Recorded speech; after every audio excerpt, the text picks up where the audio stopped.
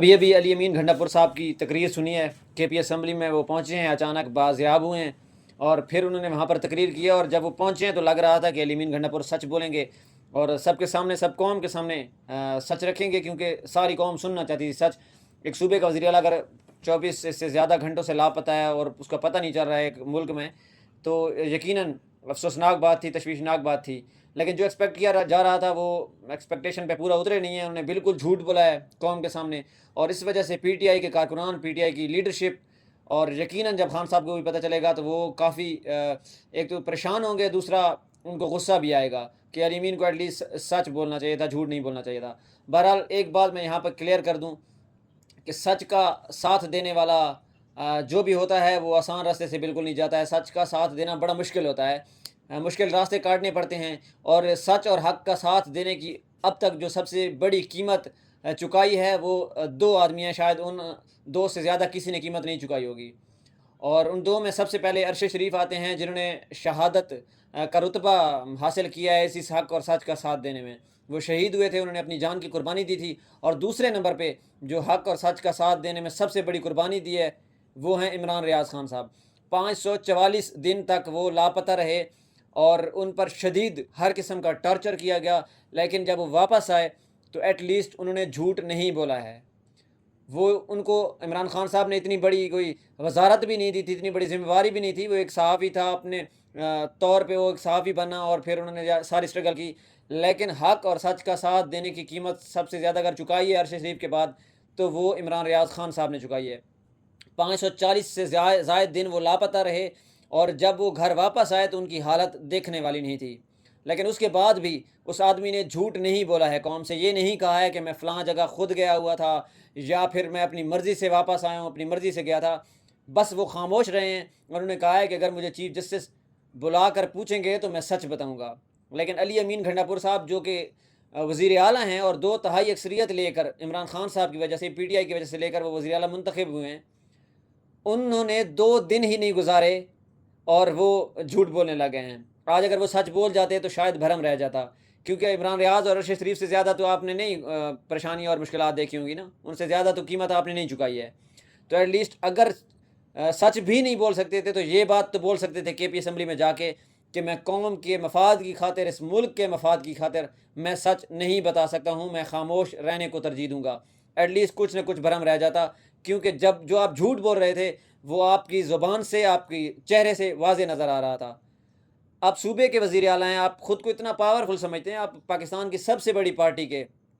صوبائی صدر ہیں، اس کے علاوہ وزیر اعلیٰ ہیں، اور آپ کہہ رہے ہیں کہ میں کے پی ہاؤس میں نے رات گزاری ہے، جس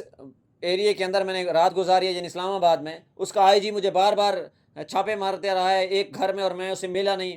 یہ بچوں والی حرکت ہے کہ ایک آئی جی اگر آپ کو ڈھونڈ رہا ہے ایک گھر میں اور آپ چھپے ہوئے ہیں، اور مزے کی بات ہے بڑے فخر سے کہہ رہا ہے کہ میں وہاں پر چھپا ہوا تھا، آپ کو زیب ہی نہیں دیتا یہ بات کرنا کہ میں چھپا ہوا تھا، آپ تو وزیر اعلیٰ تھے، اگر وہ آپ کو گرفتار کرنے آئے تھے تو آپ نے تو باہر نکل کے قوم کے سامنے گرفتاری دینی تھی کہ میرے کپتان نے، عمران خان نے زمان پارک میں خود بلا کے کہا تھا کہ آؤ مجھے گرفتار کرو۔ انہوں نے اس بہادرانہ طریقے سے، عمران ریاض کی مثال دیکھو، جب ان کو ٹول پلازے سے گرفتار کیا گیا تھا انہوں نے لائیو ریکارڈ کیا تھا کہ آج میں اس طرح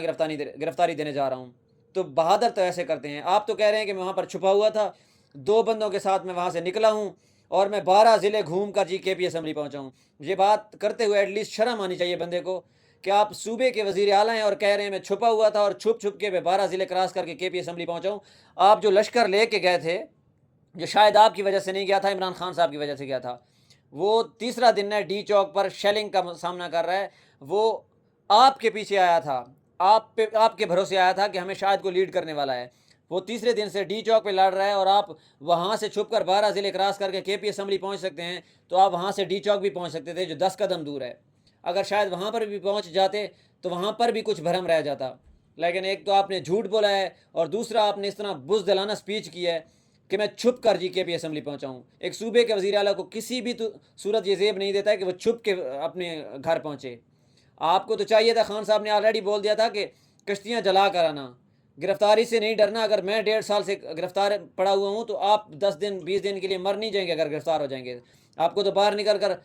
مردوں کی طرح گرفتاری دینی چاہیے تھی، آپ تو بڑی بڑی بھڑکے مار رہے تھے آج کہ تیرا باپ یہاں پہ کھڑا ہے، آپ کو تو چاہیے تھا کہ ڈی چوک میں عوام کے سامنے گرفتاری دیتے، پھر پتہ لگ جاتا کہ آپ میں کتنا پانی ہے۔ آپ 2 بندوں کے ساتھ وہاں سے چھپ کے نکلے اور 12 ضلع کراس کر کے آپ کے پی اسمبلی پہنچ گئے، لیکن افسوس سے کہنا پڑ رہا ہے کہ آپ 10 قدم دور ڈی چوک نہیں پہنچ سکے ہیں۔ شاید آج جتنا نقصان عمران خان صاحب کو اور پی ٹی آئی کو علی امین گھنڈا پور کی اس تقریر نے پہنچایا ہے، کسی اور نے نہیں پہنچایا ہوگا۔ شاید دوسروں سے ایکسپیکٹ بھی کیا جا رہا تھا کہ وہ اس طرح کی حرکت کر سکتے ہیں، لیکن علی امین گھنڈا پور پر عمران خان صاحب کو سب سے زیادہ بھروسہ تھا، عوام کو بھی تھا، کیونکہ عمران خان صاحب کو جس پہ بھروسہ ہوتا ہے عوام بھی اس پر آنکھ بند کر کے اعتبار کرتی ہے۔ لیکن علی نے آج جو عمران خان صاحب کے ساتھ کیا ہے، پی ٹی آئی کے ساتھ کیا ہے، وہ بہت ہی غلط کیا ہے، وہ غداری کے زمرے میں آتا ہے، کیونکہ آپ کے ساتھ جو بھی ہوا ہے، ایٹ لیسٹ آپ صوبے کے وزیر اعلیٰ ہیں، آپ کے ممبر آف پارلیمنٹیرینز آپ کے نیچے کام کرنے والے سچ بتا رہے ہیں، اور آپ میں جرأت نہیں ہے کہ آپ سچ بتائیں۔ تو بڑے افسوس سے بتانا چاہ رہا ہوں کہ آج جو علی امین گھنڈا پور نے نقصان پہنچایا، شاید کسی نے اتنا پی ٹی آئی کو نقصان نہیں پہنچایا ہے، اور یقیناً یہی بات جب عمران خان صاحب تک پہنچے گی تو ان کو بھی نہ صرف افسوس ہوگا بلکہ وہ شدید غصہ کریں گے۔ جھوٹ بولنے والے کو عمران خان صاحب بالکل پسند نہیں کرتے ہیں۔ آپ اگر سچ نہیں بتا سکتے تھے تو آپ کچھ دنوں کے لیے خاموش رہ سکتے تھے۔ میں پھر کہہ رہا ہوں کہ حق اور سچ کا ساتھ مشکل ہوتا ہے، یہ کوئی نبھا سکتا ہے، لیکن جب آپ پر نبھانی آ جائے تو پھر اگر آپ سچ نہیں بول سکتے ہیں تو آپ خاموش رہ سکتے ہیں۔ جھوٹ کا سہارا نہیں لینا چاہیے تھا علی امین گھنڈا پور کو، اور آج جو علی امین تقریر کر رہا تو اس سے واضح ہو رہا تھا کہ علی جھوٹ بول رہا ہے۔